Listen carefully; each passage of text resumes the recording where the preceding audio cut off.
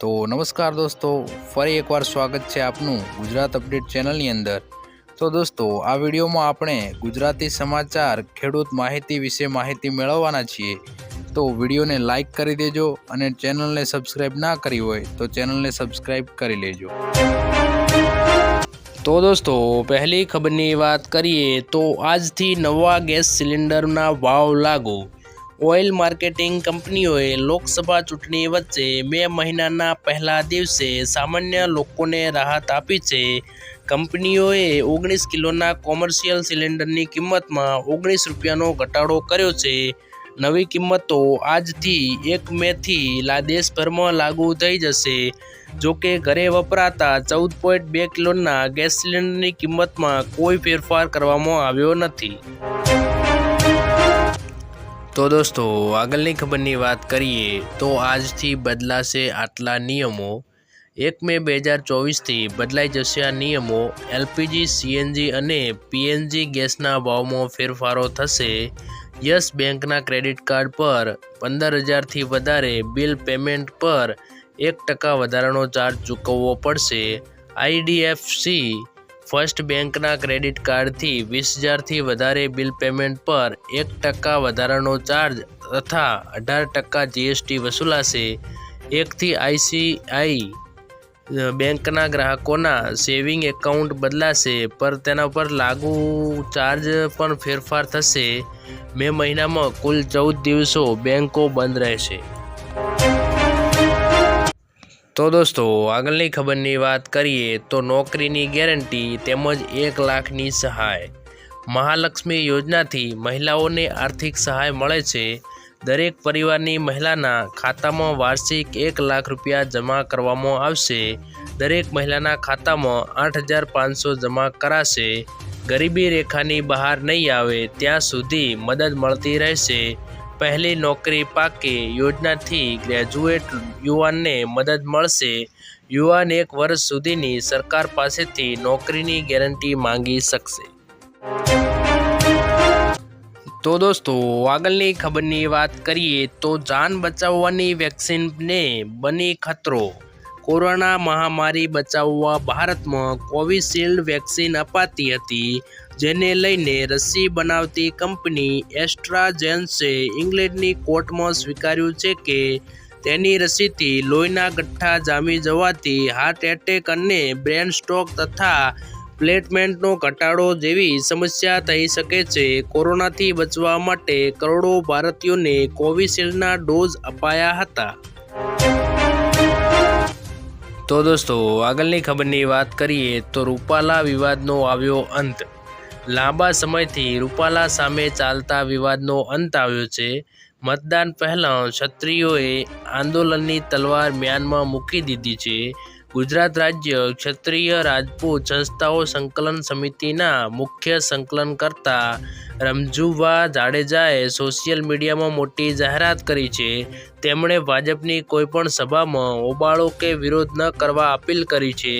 PM Modi ગુજરાતમાં આવી જાહેર સભા યોજે તે પહેલાં ભાજપ અને રૂપાલા સામે ક્ષત્રિયોની શાંતિનો માર્ગ અપનાવ્યો છે।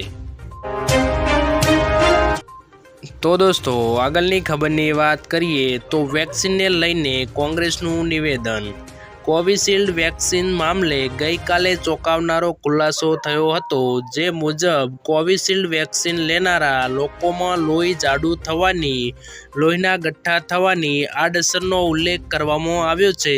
આ ખુલાસા બાદ હવે કોંગ્રેસ પ્રમુખ શક્તિસિંહ ગોહિલે સરકાર પર પ્રહાર કર્યા છે। શક્તિસિંહ ગોહિલે જણાવ્યું છે કે માણસનું જીવન અમૂલ્ય જીવન છે। કોરોના કાળમાં બધા લોકો ચિંતિત હતા, એટલે વેક્સિન આપવાનું શરૂ કરવામાં આવ્યું હતું। પણ કોંગ્રેસનું કહેવું છે કે વેક્સિનથી થતા નુકસાનનું ભરપાઈ ભાજપ દ્વારા કરવામાં આવે તેવી માંગણી કરવામાં આવી છે। તો દોસ્તો, આગળની ખબરની વાત કરીએ તો નરેન્દ્ર મોદીની મોટી ગેરંટીઓ। મોદીજીએ કહ્યું હતું કે હું ચૂંટણીમાં સતત કહેતો આવ્યો છું કે અમે લોકો માટે સારું કર્યું છે, 4 કરોડ ગરીબો માટે ઘર બનાવ્યા છે, હું ઘણા લોકોને કહું છું કે જ્યારે તમે આ ચૂંટણી પ્રચારમાં જાઓ છો તો મહેરબાની કરીને એવા લોકોની યાદી મોકલીને મને મદદ કરો જેમના ઘર બન્યા નથી.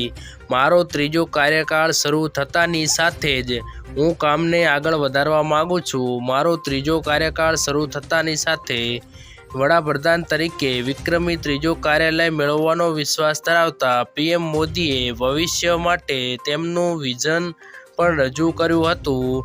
તેમણે કહ્યું છે કે હું પણ વધુ 3 કરોડ ઘર બનાવવા માગું છું. હવે આયુષ્માન ભારત યોજના એ વિશ્વની સૌથી મોટી આરોગ્ય વીમો અને આરોગ્ય આશ્વાસનની યોજના છે.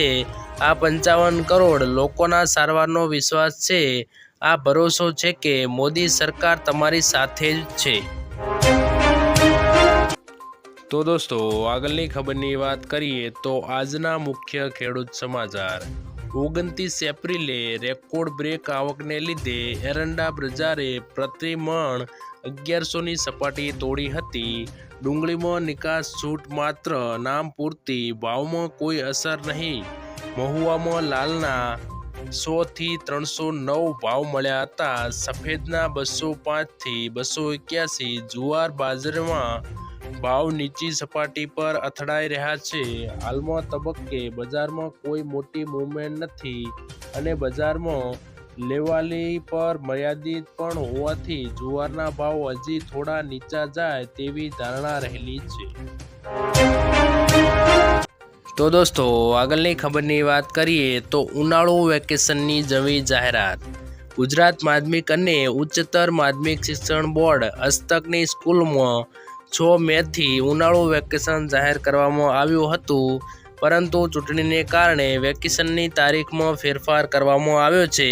હવે 9 મેથી વેકેશન શરૂ થશે, જે 12 જૂન સુધી ચાલશે. શિક્ષકો ચૂંટણી કામગીરીમાં જોડાયા હોવાથી વેકેશનના સમયમાં ફેરફાર કરવામાં આવ્યો છે.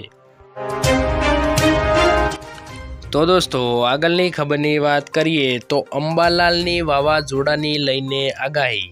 અંબાલાલની આગાહી મુજબ મે મહિનામાં દેશ પર વાવાઝોડાનો ખતરો તોળાઈ રહ્યો છે. બંગાળની ખાડીમાં મોટી હલચલના એંધાણ દેખાતા ચક્રવાતી તોફાન સર્જાઈ શકે છે. આગામી 10 થી 12 મે આસપાસ બંગાળની ખાડીમાં વાવાઝોડું સર્જાઈ શકે છે. અંબાલાલ પટેલે ગુજરાતમાં ચોમાસાની શરૂઆતને લઈને જણાવ્યું છે કે રાજ્યમાં 15 થી 17 જૂન આસપાસ નૈઋત્ય ચોમાસું બેસી શકે છે. આંદામાન નિકોબારમાં 17 થી 24 મે વચ્ચે ચોમાસું બેસી શકે છે. આંદામાનમાં ચોમાસું બેસ્યા બાદ 20 થી 25 દિવસમાં નૈઋત્યની ચોમાસું ગુજરાત પહોંચી શકે છે. તો દોસ્તો, આગળની ખબરની વાત કરીએ તો પેટ્રોલ ડીઝલ બંધ થઈ જશે. કેન્દ્રીય મંત્રી નીતિન ગડકરીએ જણાવ્યું છે કે ટૂંક સમયમાં પેટ્રોલ ડીઝલથી ચાલતા વાહનો પર પ્રતિબંધ લાગશે.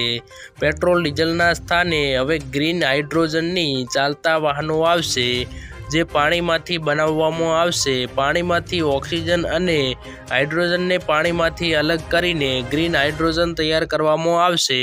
ચૂંટણી પછી કાર ઉત્પાદક કંપનીઓ સાથે વાત કર્યા બાદ હાઇડ્રોજનથી ચાલતી કારને બજારમાં લાવવાની તૈયારીનો તેજ કરવામાં આવશે.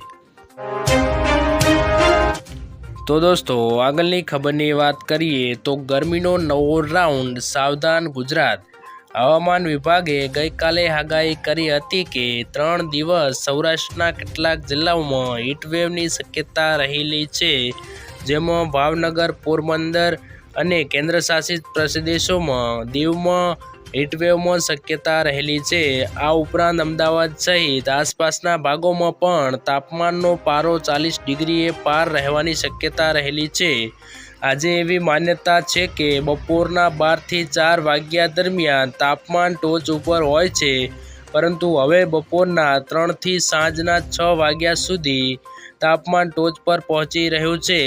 હાલ તો દિવસ આકરો તાપ અને રાત્રે ઉકળાટ થતાં લોકો ત્રાહિમામ પોકારી ઉઠ્યા છે. તો દોસ્તો, આગળની ખબરની વાત કરીએ તો ગુજરાતના ખેડૂતોને 24 કલાક વીજળી નહીં મળે.